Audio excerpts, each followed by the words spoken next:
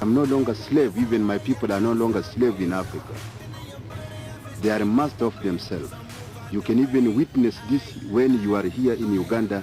Everything is being done by Ugandans. That true? You agree? And if there are cars, everything, plane, what, it is being done completely by Ugandans. And now the liberation is coming to an end. Now it is the time for the Africa to fight for the economy.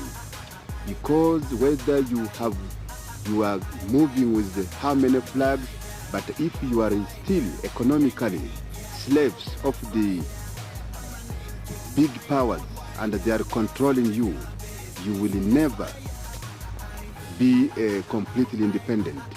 Therefore, you must make sure that your people get independent, freedom, economic control, and it is very important. Slave, even my people are no longer slave in Africa.